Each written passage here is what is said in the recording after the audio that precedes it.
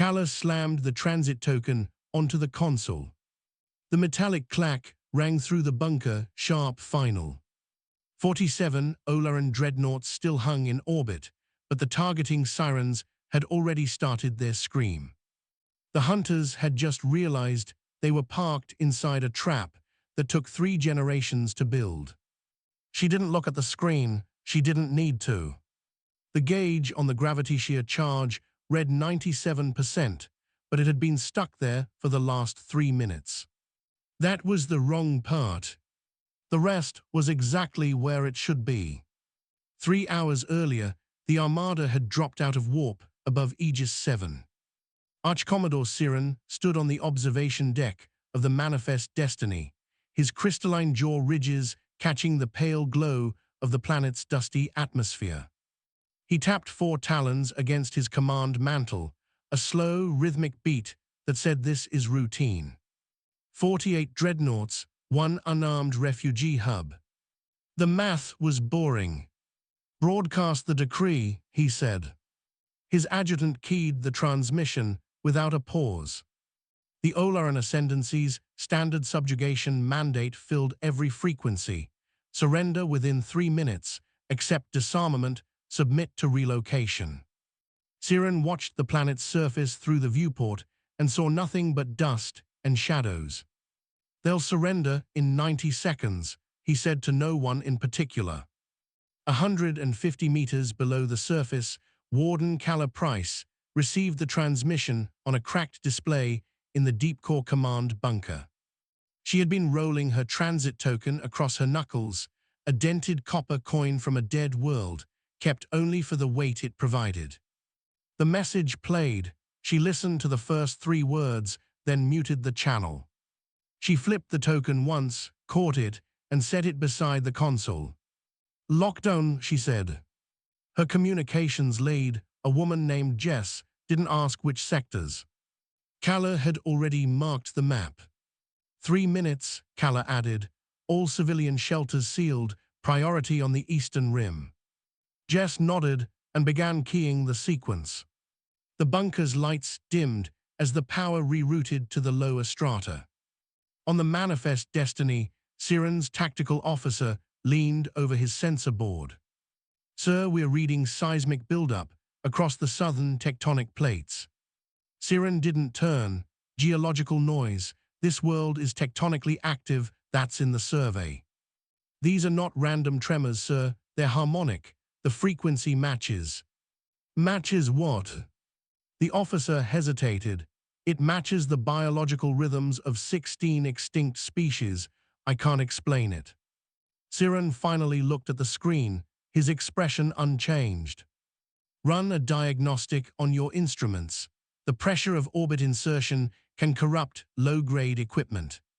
He tapped his talons twice and turned back to the viewport. Kala felt the first rumble through the floor. It was not the planet's natural groan. It was a hum, deep and deliberate, like a giant drawing a breath. She checked the lockdown timer, 2 minutes, 11 seconds. She rolled the token again, this time pressing its edge into her palm until it left a mark. Status on the battery. A veteran engineer at the far console, gray-haired and missing 2 fingers, looked up. Charge holding at 97%. The stabilizers are compensating for the crust shift. The gauge is stuck, Kala said. I know, the engineer tapped it once.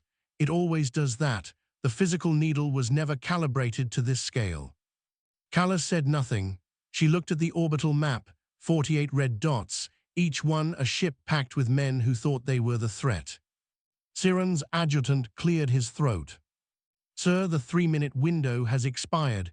No response from the surface. Siren's talons stopped. Signal the Vanguard. 1 low-yield plasma strike on the capital coordinates. Enough to make them feel it, not enough to damage the infrastructure. The adjutant hesitated.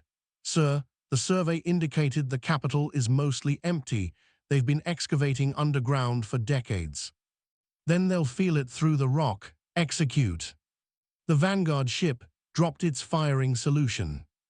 The plasma bolt streaked toward the planet's surface, a bright orange lance against the black. It hit the atmosphere and vanished. Not exploded, not scattered, just disappeared as if the sky had swallowed it.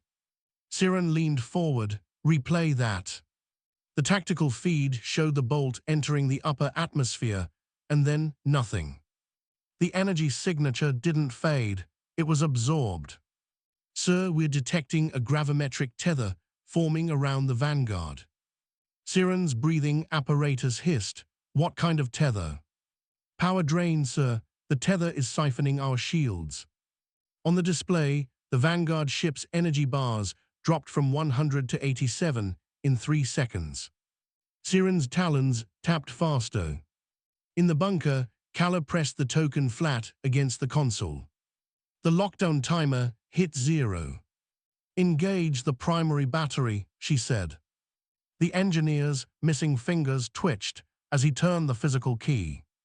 The hum beneath the bunker became a roar. She did not smile, she did not speak. She watched the screen as the planet's tectonic plates, wired, anchored, and patiently aligned over 3 generations, locked into a single firing configuration. I wish I could tell you they had a chance to run. They didn't. Stay close. The Armada had arrived at dawn, 48 ships casting shadows across the dust. Siren had stood on his bridge and seen nothing but a rock. He had seen walls of concrete, yes, and the faint glow of subterranean lights, but he had not seen the grid. The grid was buried under the mantle, forged from salvaged ore and refugee desperation, built by species he had personally condemned to extinction. He had counted them once, 16 names on a requisition form, all crossed out. He had not counted the children. He had not counted the grandchildren. Now the grid was humming. Kala's engineer kept his hand on the key as the charge climbed past 98. The stuck gauge did not move. It had no reason to. She had always trusted the physical readouts more than the digital ones. The digital ones could be hacked. A needle could not. Siren's tactical officer shouted, "The tether is tightening around the Vanguard. We've lost 60% of forward shielding." "Reverse thrust," Siren said. "Order the Vanguard to break formation." "They can't, sir. The gravity shear is pulling them in." Siren looked at the readout of the planet's mass. It had not changed. But the gravity field had. It was no longer a field, it was a line. He tapped his talons once, twice, 3 times, then stopped. "Show me the source," he said. The display zoomed to a point on the southern continent, a featureless plain of rock. Beneath that rock, the sensors detected a single metallic object, moving rhythmically like a heart. He stared at it. "You brought a fleet to audit a planet," Kala's voice said over the open channel, calm and level. "We brought a planet to audit your fleet." Siren's face did not move, but his talons curled against the mantle. The Vanguard ship screamed, not a sound, but a data packet. A final telemetry burst before its hull collapsed inward. The gravity shear pulse had fired. The ship did not explode. It compressed into a silent sphere of twisted metal and frozen atmosphere, smaller than a shuttle, falling back toward the surface like a polished stone.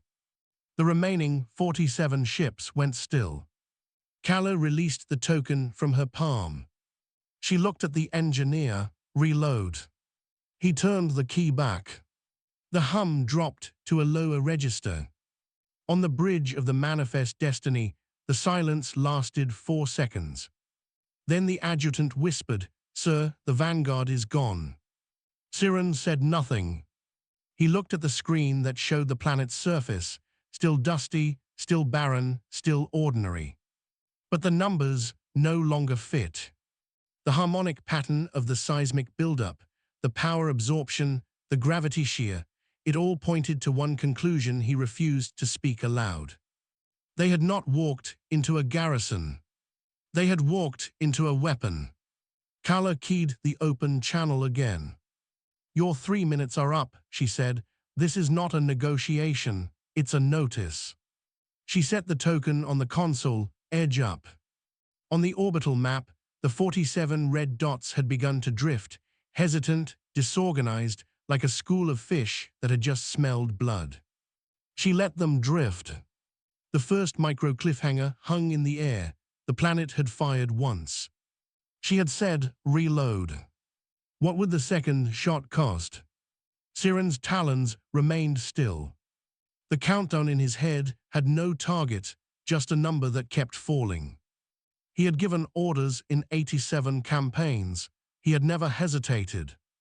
But the planet was aiming at him, and his vanguard was bleeding power into a tether he could not see.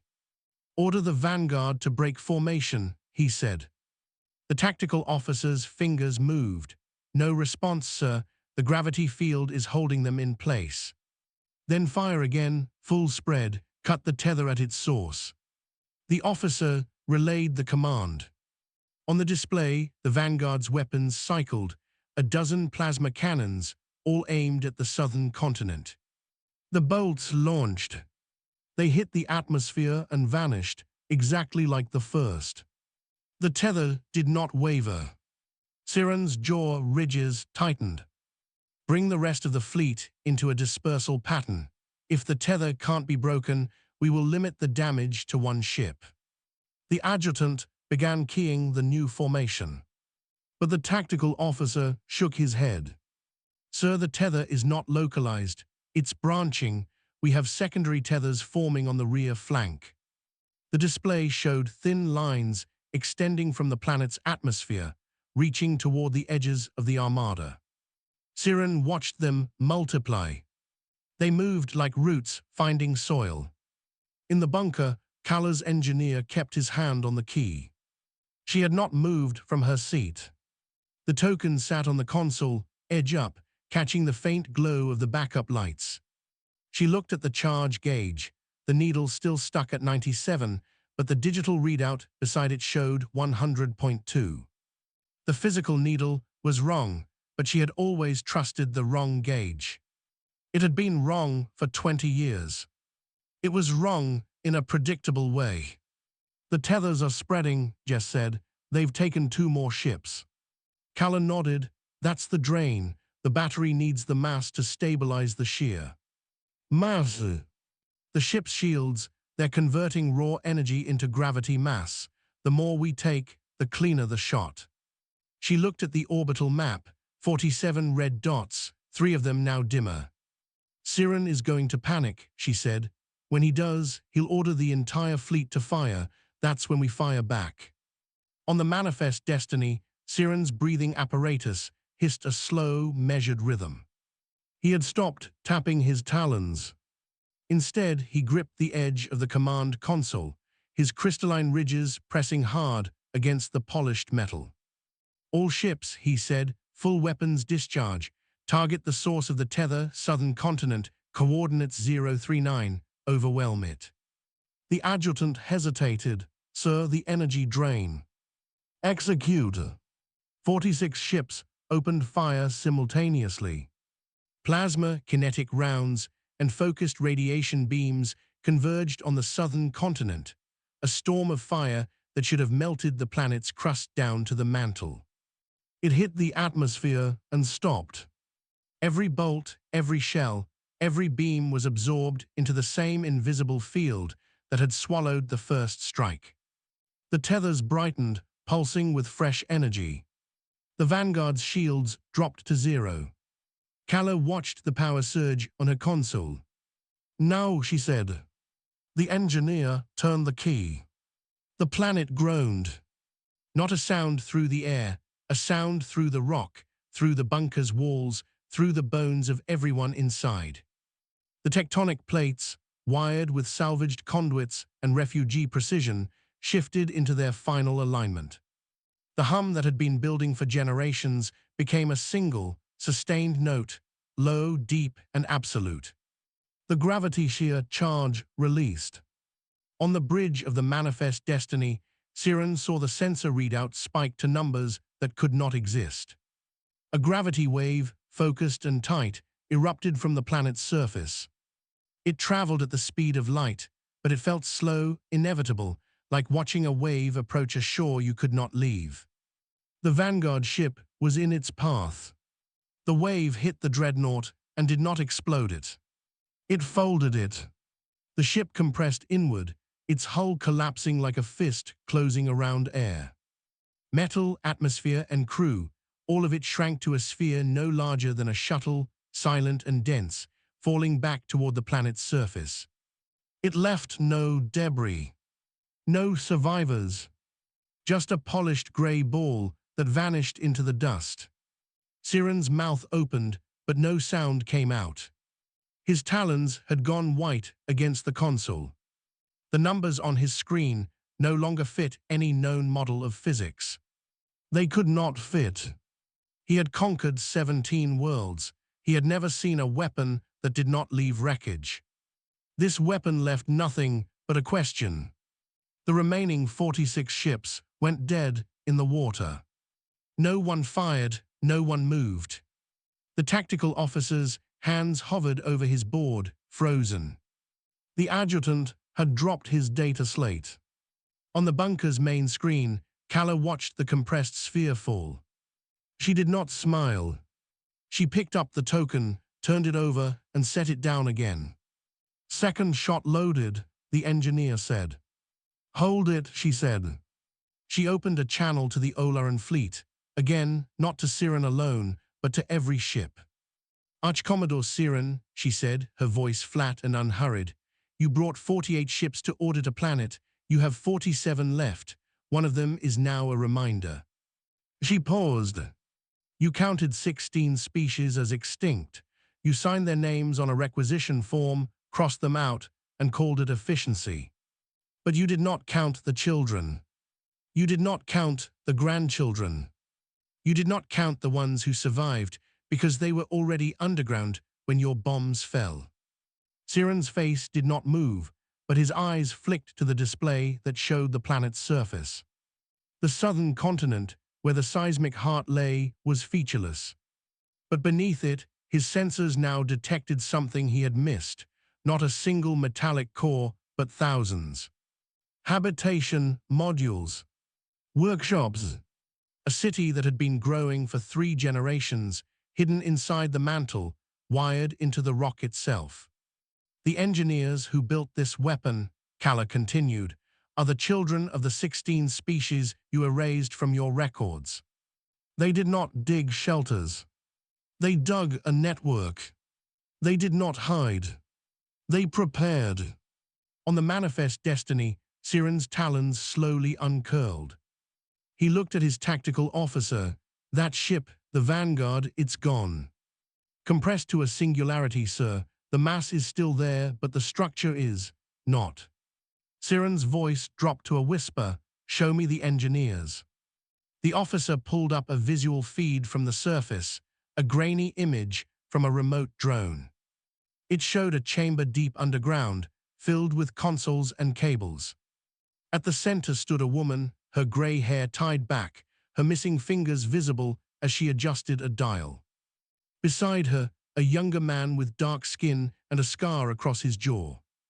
Behind them, a dozen more faces, some human, some with ridges, some with scales, some with features Siren had only seen in old archives. He recognized the pattern of the ridges. He had ordered the destruction of that species 40 years ago. Kala's voice came through the channel again. "They have been waiting, Siren, not for revenge, for the moment you would come back and make the same mistake." She let the words sit. "The mistake is not that you underestimated us. The mistake is that you never updated your records." Siren stood very still. His command mantle, once pristine, had a small crease near the shoulder, a detail he usually corrected within seconds. He did not correct it now. He looked at the screen, at the faces of the engineers, and for the first time in his career, he had no next order. The adjutant spoke, his voice trembling. "Sir, the tethers are holding. We cannot retreat without breaking them." Siren did not respond. The tactical officer added, "The planet's gravity field is still aligned with our formation. A second shot would." Would what? Siren said. Would take another ship, possibly two, possibly more. In the bunker, Kala watched Siren's silence stretch. She had seen that silence before, on other commanders, on other fleets, on the faces of men who realized their maps were drawn in sand. She picked up the token and rolled it once. He is going to order a retreat, she said to Jess, but he doesn't know how to say it. Will we let him? Kala looked at the charge gauge. The digital readout was stable. We will give him a way out, she said, but he will have to say it out loud. She keyed the channel again. Arch-Commodore, you have 1 minute to order a full system withdrawal, not a tactical repositioning, not a feint, a retreat. If you do, I will not fire the second shot. If you do not, I will cut your fleet in half. She released the channel and waited. On the bridge, Siren's talons began tapping again, slowly, irregularly, the rhythm of a man working through a problem that had no solution. He looked at his crew. They were watching him, their eyes wide, their postures stiff. He had commanded them through plasma storms and boarding actions. He had never seen them look at him like this. Signal the fleet, he said. Prepare for emergency warp. All ships disengage from the tether at any cost. The tactical officer stared. Sir, we have no method to disengage. The tether is. Then burn the shield generators. Feed them overload. I don't care if we lose 20% of our power core. We will not stay here. The officer hesitated, then nodded. The command was transmitted. Across the armada, ships began to flare, their shield generators overloading, creating brief pulses of energy that momentarily disrupted the tethers. It worked. The tethers flickered, and 2 ships broke free. Kala watched the flicker on her screen. Clever, she said. He's burning his own shields to break the lock. The engineer looked up. Should we fire again? No, he's doing exactly what I need him to do. Keep the charge ready, but don't release. She watched the ships slip away, one by one, their shield generators flickering and dying. They were retreating. On the manifest destiny, Siren's adjutant reported, 23 ships have broken the tether. The rest are following, but the overload is causing engine strain. We are going to lose at least 3 ships to core failure. Siren did not blink. Acceptable losses. He looked at the planet one last time. It was still there, dusty and barren, nothing special about its surface. But beneath that surface, a city had survived his conquests. A weapon had been built, and the woman who commanded it had given him a choice. He gave the order, all ships warp jump on my mark, destination, the outer edge of the system. He paused. Then he opened a channel to the planet, a private line just to Kala. Warden Price, he said, his voice flat but with a slight tremor at the end. You have made your point, but this is not over. The ascendancy will return. Kala's reply came immediately, her voice calm. I know, I'm counting on it. She closed the channel. Siren looked at the tactical officer. Jump. The fleet's warp drives engaged. The stars stretched, and the manifest destiny vanished from the Aegis 7 system. In the bunker, Kala watched the red dots disappear from the orbital map. She let out a breath she had not realized she was holding.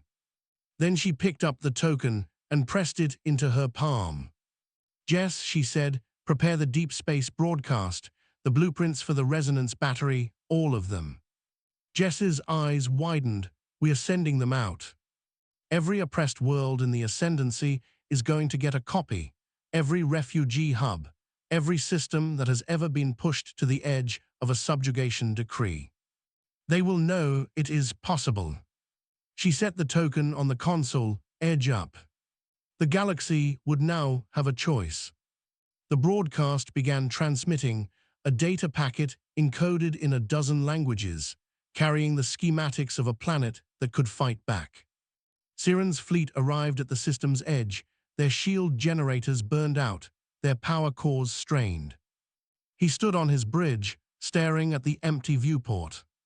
His talons had stopped tapping. He did not speak.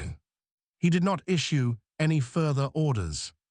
He simply stood there, his crystalline ridges catching the dim light of the distant star, and thought about the 16 species he had crossed out. He had not counted the children. The data packet hit the relay station at the edge of the Viridian system.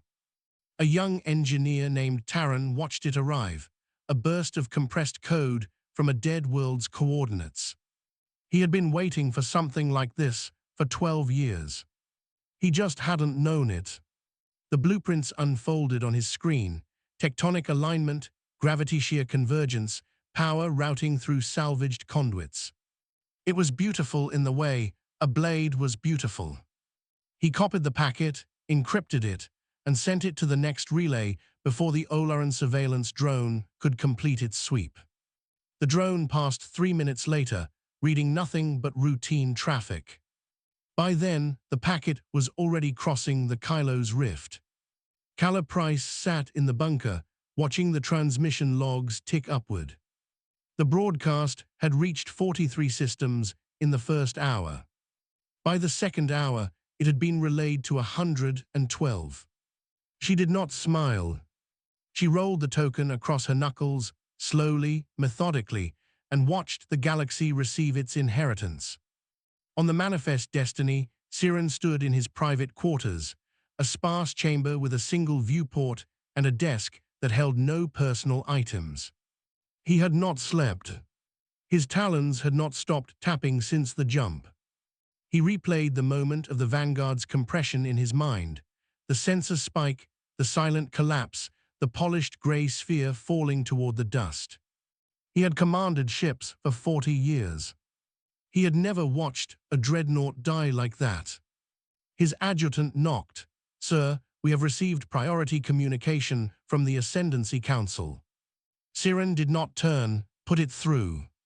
The screen on his desk flickered to life, showing the Council's emblem, a geometric lattice of crystalline points. The voice that followed was cold and clipped.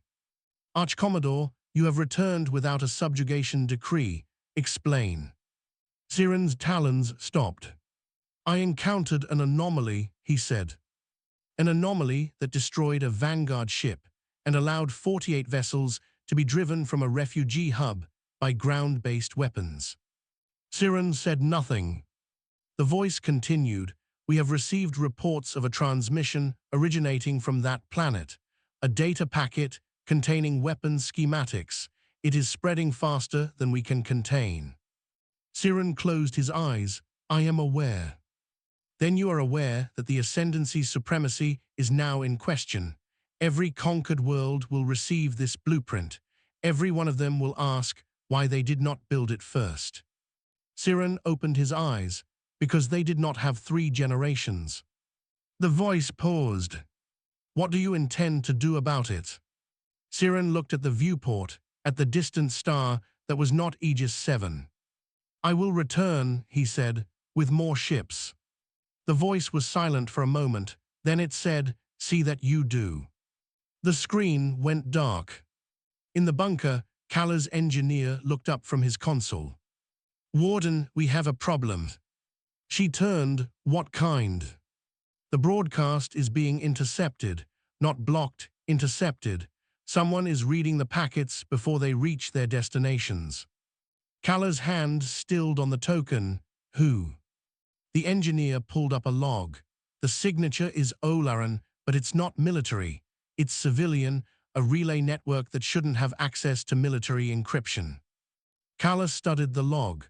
The intercepts were happening at the midpoint of each relay chain between transmissions. "Someone inside the Ascendancy is reading our mail," she said. "Could be a traitor," Jess offered. "Could be a spy. Or it could be someone who wants to build it before we do." Calla pressed the token into her palm. "Can we trace the intercept point?" The engineer shook his head. "It's routed through a dozen dead nodes, but the timing is consistent. Every 8.7 seconds, a packet is read." Calla looked at the orbital map. The red dots were gone. but the galaxy was still full of eyes. "Keep broadcasting," she said, "but start sending false packets too, decoys, make them work for it."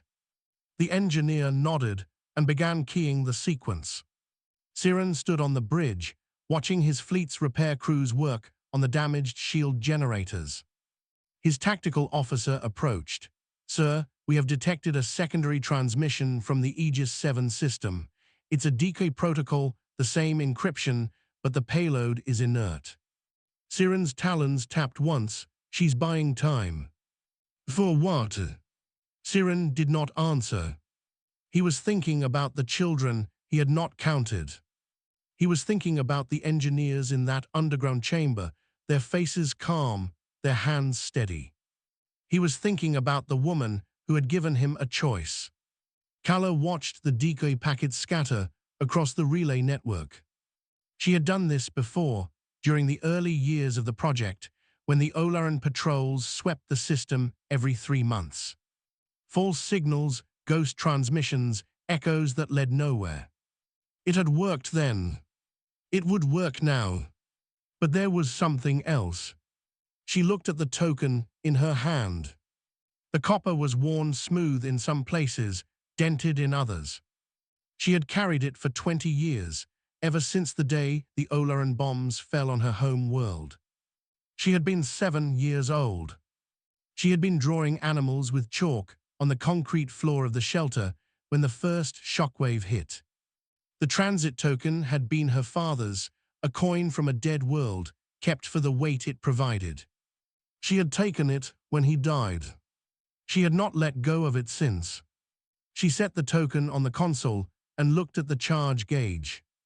The needle was still stuck at 97%. It had been stuck for 3 minutes. It had been stuck for 3 generations. She had never calibrated it because she did not need to. The needle was not wrong. The digital readout was wrong. The physical gauge showed the truth. The weapon had been ready long before they knew it. The needle had always been right. She reached for a carafe at the table's edge and poured a half cup of water. She did not drink it. She just held it, the ceramic warm against her palm, and watched the logs. On the manifest destiny, Siren's adjutant spoke quietly. "Sir, the Council is sending reinforcements, 42 additional vessels. They will arrive in 12 hours. Siren did not react, and my orders: to return to the system and suppress the rebellion before the blueprints can be implemented elsewhere. Siren looked at the adjutant, "And if I cannot?" The adjutant hesitated. "Then the Council will reassign command." Siren nodded slowly. He had served the Ascendancy for 40 years. He had never been reassigned.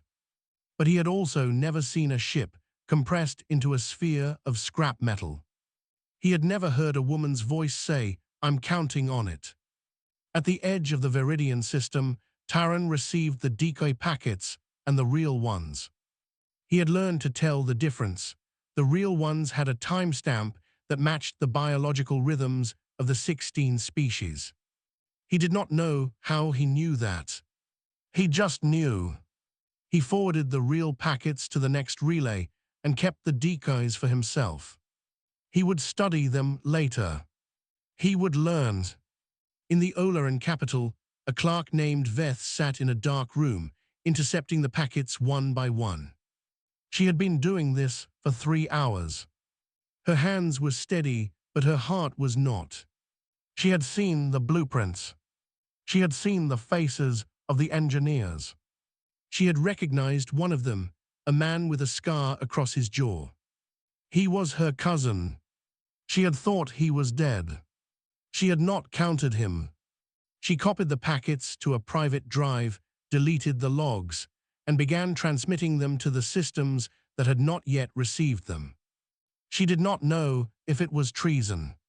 She did not care. Kala watched the intercept pattern shift.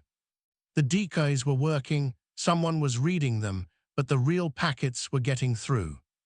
"Jess," she said, "send a message to the relays. Code word, counted. Anyone who responds with that code gets priority access to the full schematics. Jess keyed the transmission. Kala waited.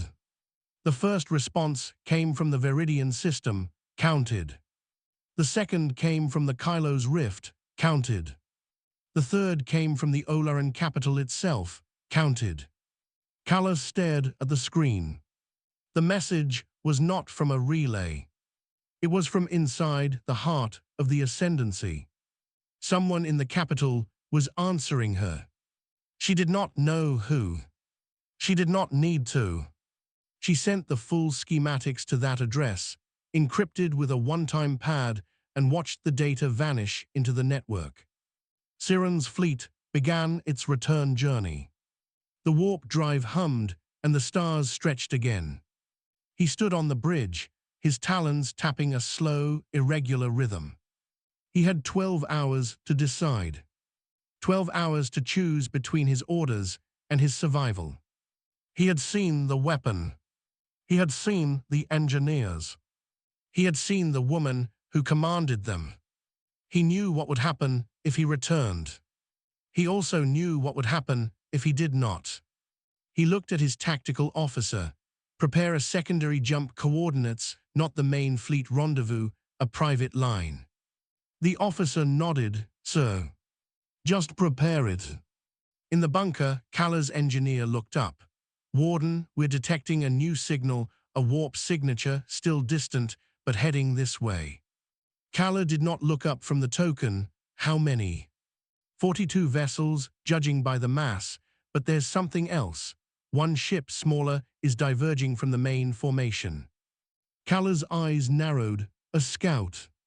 Unclear, it's changing course, moving toward the outer rim. Kala pressed the token into her palm. He's not coming back to fight, she said. He's coming back to watch. Watch what? Watch what happens when the rest of the galaxy gets the blueprints.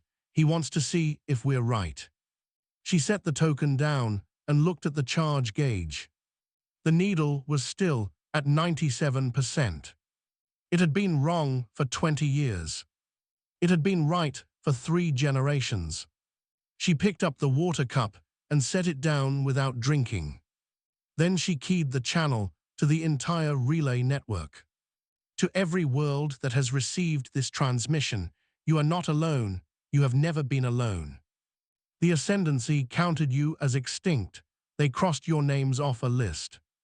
But you are not extinct, you are here. You are the ones who survived because you were already underground. Now build. Build and wait. When they come back, you will have the same choice I gave their commander. You can retreat. Or you can fire. She released the channel and sat back. The hum of the bunker's systems filled the silence. She rolled the token once more and set it edge up. The galaxy had received its instructions. Now it would decide. The first blueprint arrived on a salvage hauler in the Kylo's rift. The crew read it, copied it, and began welding before the Olaran patrol passed. By the time the patrol arrived, the hauler's hull had been reinforced with a crude gravity shear array. It was not pretty, it would not last long, but it would fire once. On 17 worlds, the same scene repeated. In shipyards, in caves, in the hollowed-out shells of ruined cities, the children of the crossed-out species worked. They did not build walls. They built conduits. Kala watched the logs tick upward. The relay network was now carrying construction data, not just blueprints. She saw the first successful test fire from the Viridian system, a small pulse that collapsed an asteroid into gravel. She saw the second from the Kylo's rift, a directed shear that disabled an Olaran scout ship before it could send a distress call. The rebellion was not coming. It was already here. On the bridge of the Manifest Destiny, Siren's adjutant reported, "Sir, the fleet has received the Council's new orders. We are to proceed directly to Aegis 7 and neutralize the source of the transmission. No negotiations." Siren did not respond. He was watching a separate screen, a private feed from a surveillance drone he had deployed 3 hours ago. The drone showed the Aegis 7 system. He saw the planet, still dusty, still barren. But he also saw the relay network pulsing with traffic. And he saw the ships, not Olaran ships, but civilian vessels, freighters, salvage haulers, all converging on the system. They were not coming to defend Aegis 7. They were coming to learn. So, Siren turned, "Prepare my personal shuttle, I am going ahead." The adjutant blinked, "Ahead of the fleet, sir." "Yes, sir." "Alone." "Yes, sir." He did not explain. In the bunker, Kala's engineer called out, "Warden, we have an incoming vessel. Small, single occupant. Not Olaran military, it's a shuttle." Kala looked at the screen. The shuttle was moving slowly, its transponder broadcasting a civilian code. But it was coming from the direction of the manifest destiny. She knew who it was. "Let it land," she said, "Eastern Docking Bay." Jess looked at her, "Are you sure?" Kala picked up the token and pressed it into her palm. "I'm sure." Siren stepped out of the shuttle into the Eastern Docking Bay.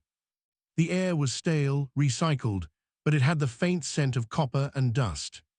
He stood still for a moment, his crystalline jaw ridges catching the dim light. His command mantle was creased at the shoulder.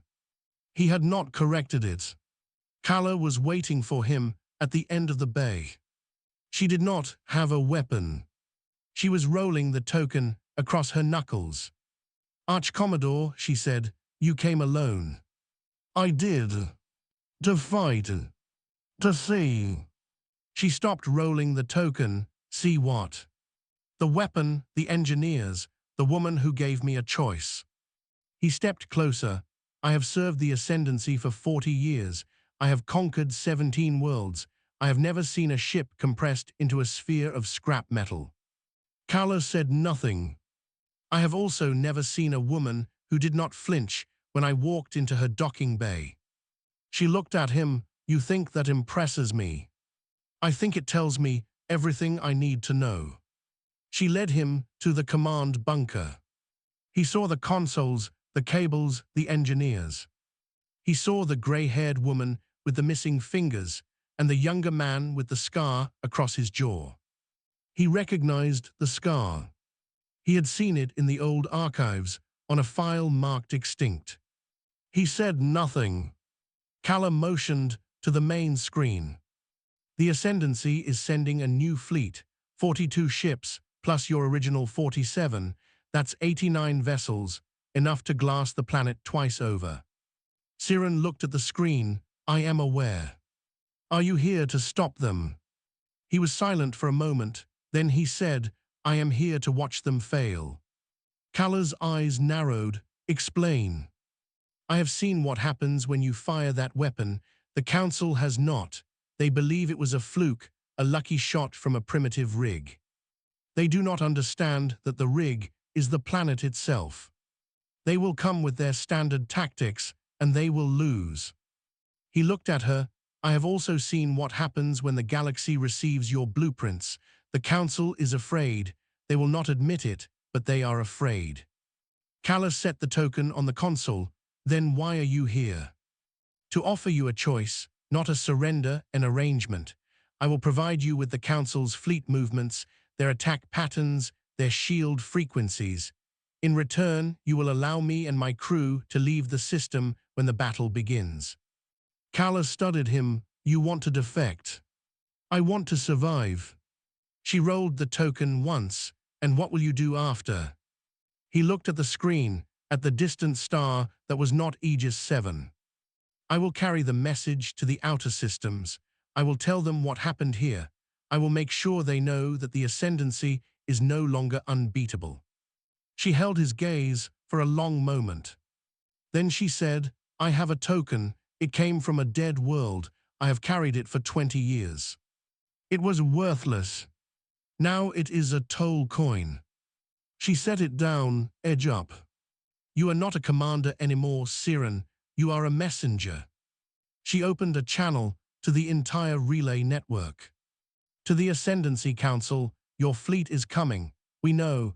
We have your attack patterns, your shield frequencies, your ship positions. We do not want war. We want an end to your conquests. You have 1 hour to withdraw every ship from every occupied system. If you do not, we will fire the second shot, not at a ship, at your capital. She released the channel. On the Olaran capital, the council sat in stunned silence. Veth, the clerk, watched the transmission from her dark room. She smiled. Then she began forwarding the message to every system she could reach. Siren watched the logs on the console. His talons were still. He did not speak. Kala poured a half cup of water from the carafe. She set it down, untouched. She looked at the token. Then the Ascendancy's response came, a single word transmitted on all frequencies. Withdraw. Kala stared at the screen. The word repeated, scrolled across every channel in every language. The Ascendancy had accepted. She picked up the token and looked at it. The copper was worn smooth, the dent still visible where it had struck the console. It was the same token. It was no longer worthless. She looked at the engineer. Begin the planetary shift. Disengage the tectonic locks. We are not firing today. The engineer hesitated. Warden.